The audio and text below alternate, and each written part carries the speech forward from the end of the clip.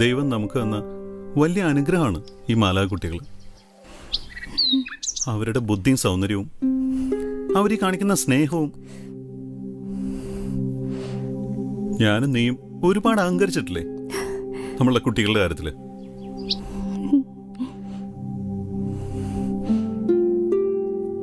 നിനക്ക് എങ്ങനെയൊക്കെ മാറാൻ കഴിഞ്ഞു?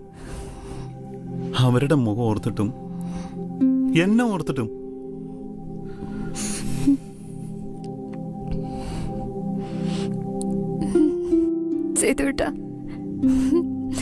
പ്ലീസ്.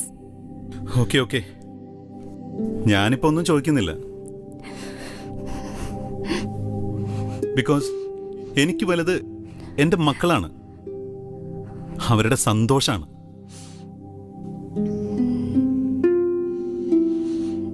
അവരിതൊന്നും അറിയാൻ പാടില്ല, സങ്കടപ്പെടാനും പാടില്ല.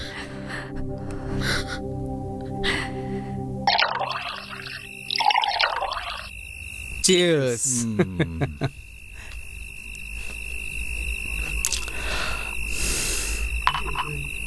എടാ, നല്ല സുന്ദരിയായ ചേച്ചി എങ്ങനെയാണ് നിന്റെ വല വീണ്? അതും പ്രേമിച്ച് കല്യാണം കഴിച്ചിട്ട്. കുറച്ചൊന്നല്ല, 5-6 വർഷം. എടാ, ഒരു പെണ്ണെന്ന് പറഞ്ഞ അവക്കെപ്പോഴൊരു തുണ വേണം, ഒരു കെയറിങ്. ദുഃഖം വരുമ്പോൾ തലചായ്ക്കാനും സന്തോഷം വരുമ്പോൾ പങ്കുവയ്ക്കാനും ഒരു തോൾ വേണം. അച്ചു, ഏത് ദുർബല നിമിഷത്തിലാണ് നിനക്കെന്നോട് ഇങ്ങനൊരു ചതിയാൻ തോന്നിയത്? സേതുവേട്ടാ, മനസ്സുകൊണ്ട് പോലും ഞാൻ കളങ്കപ്പെട്ടിട്ടില്ല. അറിയാതെ വന്നൊരു ഫോൺ കോൾ, അതൊരു ഫ്രണ്ട്ഷിപ്പായി, അത്രേ ഉണ്ടായിട്ടുള്ളൂ. ഫ്രണ്ട്ഷിപ്പ് എനിക്കില്ലാത്ത എന്ത് ക്വാളിറ്റി അച്ചു നീ അവനിൽ കണ്ടത്? ഒരു ഭർത്താവ് എപ്പോഴും ഭാര്യയ്ക്ക് നല്ലൊരു സുഹൃത്തായിരിക്കണം, ഒരു കാമുകനായിരിക്കണം, ഫുൾ ടൈം അവർ റൊമാൻറ്റിക് ആയിരിക്കണം. അല്ലെങ്കിൽ ചെറിയൊരു അശ്രദ്ധ മതി, അവരുടെ മനസ്സ് പാളും. അപ്പോഴാണ് അവർക്ക് എന്നെപ്പോലൊരു സുഹൃത്തിൻ്റെ ആവശ്യം വരിക.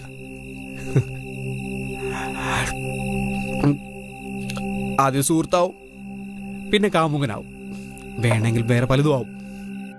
ജീവിതം രണ്ടറ്റം കൂട്ടിമുട്ടിക്കാൻ ഒരു പ്രവാസി അനുഭവിക്കുന്ന കഷ്ടപ്പാട് എന്താണെന്നുള്ളത് നിനക്ക് വല്ലതും അറിയോ?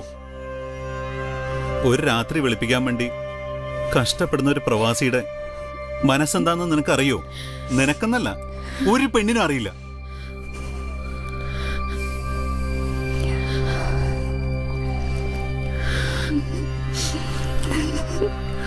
നിങ്ങൾക്ക് വലുത് നിങ്ങളുടെ സുഖവും സൗകര്യങ്ങളും സന്തോഷവും മാത്രമാണ്.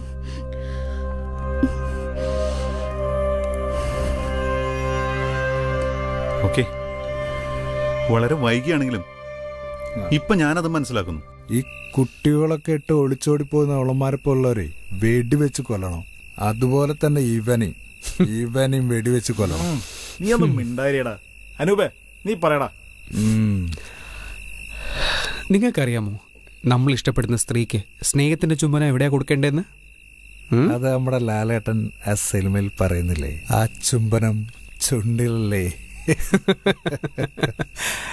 അതിൽ അകലേട്ടൻ പറഞ്ഞത് ശരിയാ, പക്ഷേ ചുണ്ടിലല്ലാതെ പിന്നെ എവിടെ ചുംബിച്ചാലാടാ ഇത്ര മധുരം കിട്ടുക? അതും ഏറ്റവും മധുരമുള്ള ചുംബനം. ഞാൻ ചോദിച്ചത് സ്നേഹത്തിന്റെ ചുംബനമാണ്. അതറിയാവോ നിങ്ങൾക്ക്? കെട്ടിപ്പിടിച്ച് നെഞ്ചോട് ചേർത്ത് അവരുടെ സിന്ദൂര പൊട്ടിൻ്റെ സ്ഥാനത്ത് ചൂടുള്ളൊരു ചുംബനം. അതാണ് ഈ ലോകത്തിലെ ഏറ്റവും ആഴമുള്ള സ്നേഹമുള്ള ചുംബനം. അതവർക്കൊരു ശക്തിയാ, എന്നും നമ്മൾ കൂടെ ഉണ്ടാവും എന്നുള്ളൊരു തോന്നൽ. പിന്നെ അവർ നമുക്ക് എന്തും തരും, എന്തും.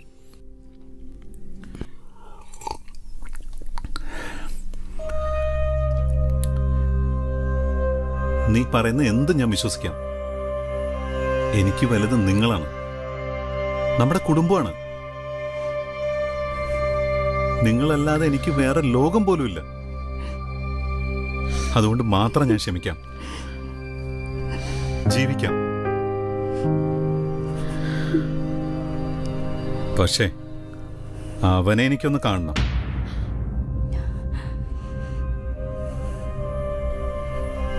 എന്റെ ഭാര്യയുടെ കാമുകനെ. അതിന് മാത്രം ഒന്നും ഉണ്ടായിട്ടില്ല ഏട്ടാ. അവനൊരു പാവാണ്. അവനെ ഉപദ്രവിക്കരുത് പ്ലീസ്. പാവം. ആരെയും പേടിക്കാനില്ലാതെ ഒരു അടച്ചിട്ട മുറിയില് ഒരു ആണും പെണ്ണും കുറച്ചു നേരം ചെലവഴിച്ചാൽ തീരാവുന്നേ ഉള്ളൂ. നീ പറഞ്ഞ സ്നേഹവും സൗഹൃദവും. സേതുട്ടാ പ്ലീസ്, ഞാൻ കാല് പിടിക്കാം. നീ എന്റെ കാലൊന്നും പിടിക്കണ്ട. നീ ഒന്ന് വിളിക്ക് നിന്റെ കാമുകനെ, എന്നിട്ടൊന്ന് സ്പീക്കർ ഫോണിലിട്. എനിക്ക് അവനെ ഒന്ന് മീറ്റ് ചെയ്തേ പറ്റൂ. സേതുട്ടാ നീ പേടിക്കൊന്നും വേണ്ട. ഞാൻ അവനെ ഉപദ്രവിക്കാനൊന്നുമല്ല. ചുമ്മാ ചുമ്മാ ഒന്ന് കാണാം.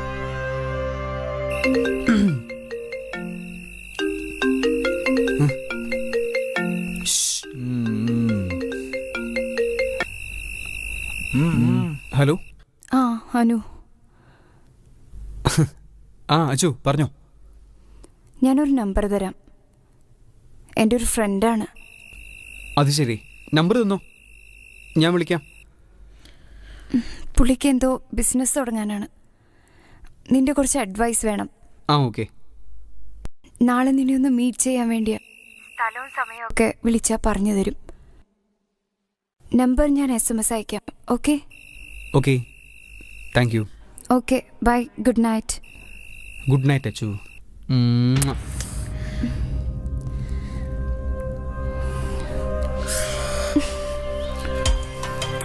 ഞാനെന്തായാലും ഒറ്റയ്ക്കല്ല പോകുന്നത്.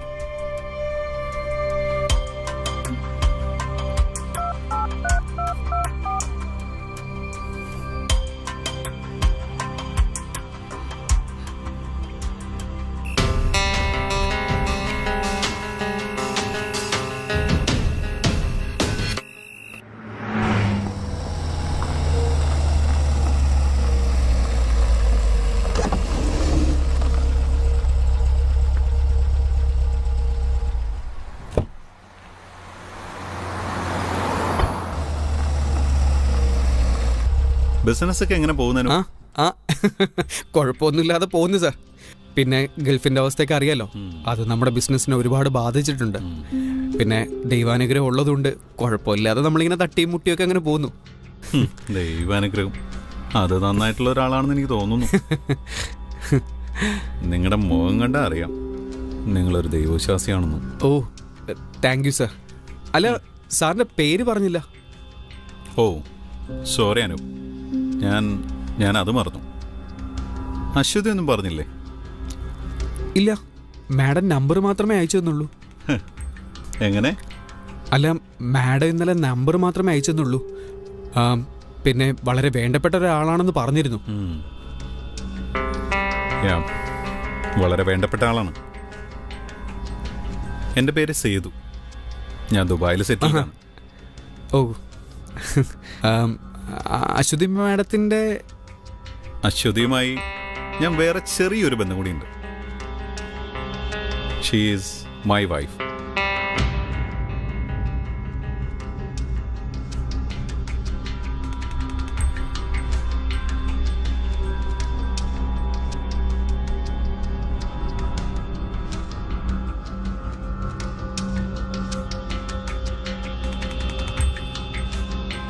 അനീഷേ, സാറേ, നമ്മുടെ പിള്ളേരൊന്നുണ്ട് കേറിക്കോട്ടെ.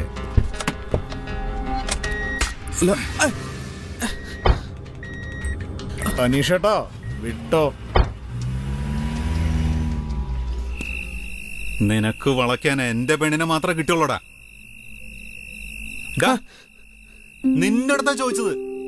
അത് ഞാനൊരു നേരം പോക്കിന്, ഒരു രസത്തിന് അത്രയും മനസ്സിൽ ഉദ്ദേശിച്ചു. നിനക്ക് രസം പിടിക്കാൻ വല്ലവന്റെ ഭാര്യ മാത്രം കിട്ടുള്ളൂടാ. മാറി നിന്നെ ഉപദ്രവിക്കില്ലെന്ന് ഞാൻ എന്റെ അച്ഛന് വാക്കൊടുത്തിട്ടാ പോകുന്നത്. അതെന്റെ ഔദാര്യമായി കണ്ടാ മതി. അതൊരിക്കലും ഇനി നീ പ്രതീക്ഷിക്കാൻ ചെയ്യരുത്. Sorry sir, sorry sorry. ദൈവത്തിലോ ചെകുത്താന്മാരിലോ എനിക്ക് വിശ്വാസമില്ല. പക്ഷെ മനുഷ്യന്റെ മനസ്സ്, അങ്ങനെ ഒരു സങ്കല്പത്തിലാണ് ഞാൻ വിശ്വസിക്കുന്നത്. എന്റെ മനസ്സിലെ സ്വപ്നങ്ങളെ തല്ലിക്കെടുത്തിയ നിനക്ക് കാലം അതിനൊരു മറുപടി തരും. കാരണം നാളെ നീയും ഒരു ഭർത്താവും അച്ഛനാവും. ഇങ്ങനെ ഒരു സിറ്റുവേഷൻ നിനക്കും വരും. അന്ന് നീ ഓർക്കും എന്റെ നെഞ്ചിലെ വേദന. പോ, എന്റെ കൺമുമ്പിൽ നിന്ന് നീ പോ. ഇനി നീ എന്റെയോ എന്റെ കുടുംബത്തിന്റെയോ നിഴൽ വെട്ടത്ത് പോലും കണ്ടുപോകരുത്. ചെയ്തത് അത്ര വലിയ തെറ്റാണെന്നൊന്നും എനിക്ക് തോന്നുന്നില്ല. അതിലൊരു കുറ്റബോധവും എനിക്ക് തോന്നിയിട്ടില്ല. എൻ്റെ ഈ പ്രായത്തിലുള്ള എല്ലാ സുഹൃത്തുക്കൾക്കും ഉണ്ട് ഇങ്ങനെ ഓരോ ചുറ്റിക്കളികൾ. പക്ഷേ അതിൽ ഞാൻ മാത്രം പിടിക്കപ്പെട്ടു. ചെയ്തത് നിങ്ങളെപ്പോലൊരു സാധു മനുഷ്യനോടാണെന്ന് ആലോചിക്കുമ്പോൾ എനിക്ക് സങ്കടമുണ്ട്. ഇതൊരു താക്കീതാണ്. തെറ്റ് ചെയ്തിട്ടും ഒരു ഉളുപ്പുമില്ലാതെ അതിനെ ന്യായീകരിക്കുന്ന നിന്നെ പോലുള്ള കള്ള കാമുകന്മാർക്കുള്ള മുന്നറിയിപ്പ്.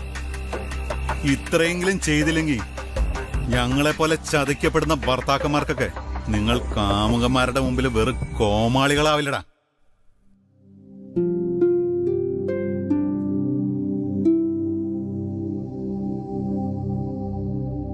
സേതുട്ടാ,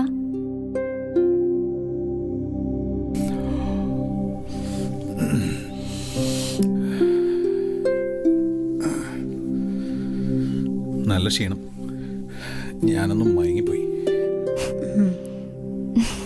നേരെ ഒരുപാടായി.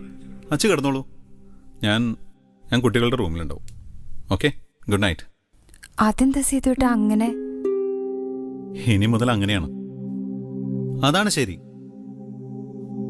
നീ ചെയ്ത വലിയ തെറ്റിന് ഞങ്ങൾ തരുന്ന ഏറ്റവും ചെറിയ ശിക്ഷ ഇത്.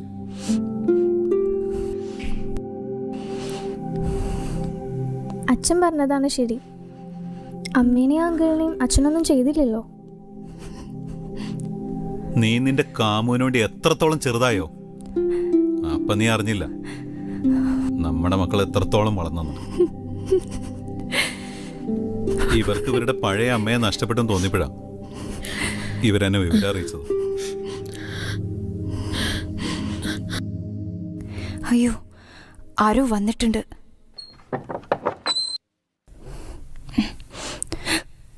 ഹായ് മക്കളെ. മക്കളെ,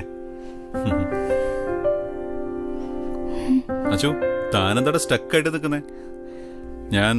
ഞാൻ പറയാതെ ഒന്നുകൊണ്ടാണോ? ഞാൻ വരുന്ന വിവരം എന്റെ മക്കളെ വിളിച്ച് അറിയിച്ചിരുന്നു.